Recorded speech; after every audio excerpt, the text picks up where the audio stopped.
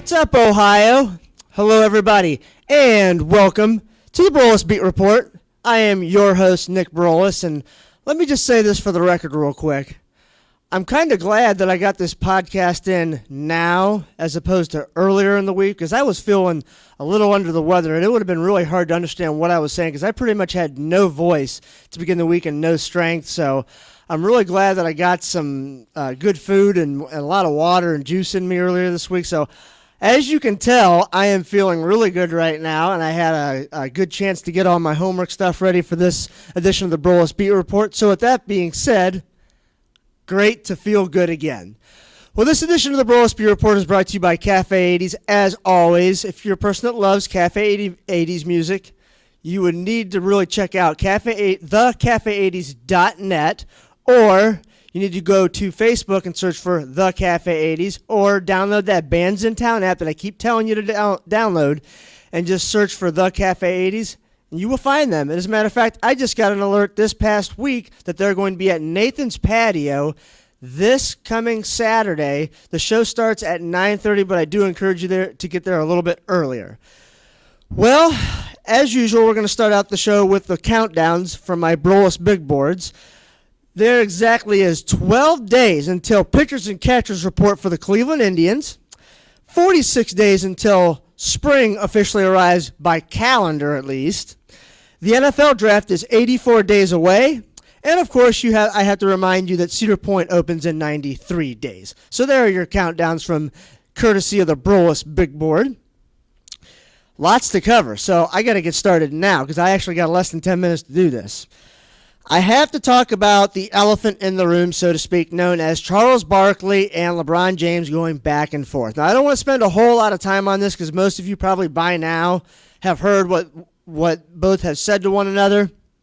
Now, on Barkley's side of things, I do agree with him in terms of LeBron has been given everything he has ever asked for the most part. But let me tell you this. Barkley really has no room to talk, because he's never won a championship, and he doesn't know what it takes to go back-to-back. This is where I go with LeBron. I do not agree with how LeBron attacked his front office in terms of going through the media. He should have went through behind closed doors and talked to Dan Gilbert and the folks there and said, look, this is what we need to repeat. Because you've seen what Golden State did over the offseason by picking up Kevin Durant. So, and I'm also on record as saying that the Cleveland Cavaliers do not have the roster right now to go on, take the Golden State Warriors on in a 7-game series. It's just not going to work. So with that being said, then LeBron decided to do some research talking about Barkley throwing someone through a window, spitting in someone's face, and then having debt in Vegas. LeBron has only done one thing that I consider to be somewhat bad, okay? And I'd be the first to tell you I was not happy about his decision to go down to Miami when he did it, okay? So, but with that being said, he's never done anything bad off the court. He's always tried to do things to help the people in this area, in this community, Northeast Ohio, specifically Akron. So LeBron has never really done anything that's really jeopardized his career off the court. He's never, been under any domestic abuse cases or drug cases or anything like that. LeBron has always stayed very steady and always held himself in a very professional manner for the most part. So I'm actually going to have to side with LeBron in this situation. And it's like Shaq said on their TNT broadcast a couple weeks ago. When you win the NBA title, you can't just stand pat. You do have to do something else to improve your roster because then everybody else they're improving their roster after you win the title. So I understand where Barkley's coming from with LeBron being a little whiny from time to time and a little picky, but he's trying to push the front office of the Cavs to get something done to improve this team, to give them a chance at going back-to-back. Now, Monday, they did have a loss down in Dallas. 104-97 was the final. But Wednesday, they bounced back against the Minnesota Timberwolves, a team that is actually on the rise. They won 125-97. And let me just say this. The Cavs are doing their due diligence in terms of bringing in some free agents that are there's a possibility that they can sign them. So I know Jameer Nelson, I believe, is one of the point guards. Kirk Heinrich is another one. I know they're bringing in a couple of centers that they could possibly sign. So the Cavs are doing their part in trying to get this roster ready for the long run. Now, as most of you may know, it was National Signing Day for college football letter of intent, and this is how it goes. From Rivals.com, according to Rivals.com, here were your top 10 schools. Alabama finished number 1. They got 7 5-star recruits. This is all 5-star, real quick, just to let you know. Ohio State got 6 5-star recruits. Georgia got 2 5-star recruits. Number 4, Michigan got 3 5-star recruits. Number 5, Florida State with 4 5-star recruits.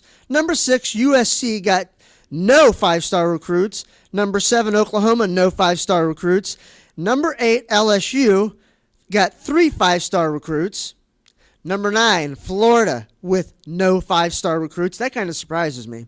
And number 10, Texas A&M got 1 5-star recruit. Now, these are all 4-star recruits. Alabama, 18 4-star recruits. Ohio State, 11 4-star recruits. Georgia, 14 4-star recruits. Michigan with 16 4-star recruits, followed by Florida State with 9 4-stars. USC with 17 4-stars. Oklahoma with 18 4-stars. LSU with 12 4-stars. Florida with 15 4-stars. And Texas A&M got 12 4-stars. And notice I went through the rankings of what Alabama, OSU, Georgia, Michigan, Florida State, USC, Oklahoma, LSU, Florida, and Texas A&M. That's according to Rivals.com. So out of the top 25, there were 5 Big Ten teams. From the SEC, they got 9. There was only one Big 12 team. That was, of course, Oklahoma. And the Pac-12 got 5 in the top 25 in terms of the rankings for the schools. So Ohio State did pretty good. I would say that they got some pretty elite talent at the skill positions. I think they got 3 wide receivers that are 6'3" and hot and taller, and they're close to 200 pounds and over, and they got that speed. So that was National Signing Day. Now let's get to my Super Bowl 51 prediction as the New England Patriots take on the Atlanta Falcons in Super Bowl 51 down in Houston this Sunday. Of course, kickoff is at 6:30. And I'm going to be honest with you, all weekend I went back and forth. This is Atlanta's depth chart. This is New England's depth chart. I'm looking at both depth charts. And I've been watching both teams throughout the playoffs. I'm going to be honest with you, this is very difficult. This looks like it could be a very, very good Super Bowl on paper. So here it is. My prediction for Super Bowl 51 between New England and Atlanta. I am actually going against the grain, according to most experts, and I am going to pick the Atlanta Falcons to defeat the New England Patriots to become champions of the NFL. And I have a couple reasons for that. One, I don't know if New England is going to be able to defend Devontae Freeman and Tevin Coleman at the running back position for Atlanta. And number 2, I think that Atlanta's defense is going to be able to do just enough to keep them in this game.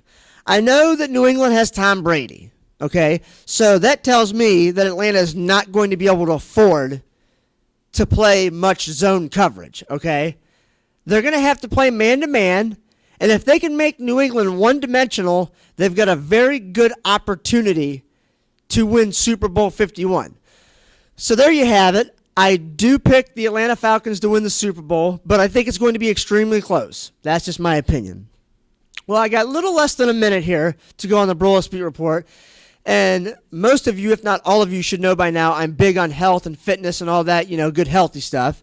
And I have teamed up with a sports company called SwoleSports.com. If you are looking to have a bigger and better and healthier 2017 and you're trying to maybe lose weight or pack on the pounds, whatever that may be, need to check out swolesports.com and check out the supplements that they have that can help you. I know that I do the pre-rec workout that helps me get ready to pound the weights. I work out 3 days a week, so I'm telling you right now, just give it a chance. Give their products a shot, and I'm pretty sure that you'll be happy. Well, that does it for this edition of the Broulis Beat Report. My name is Nick Broulis. Thanks for watching.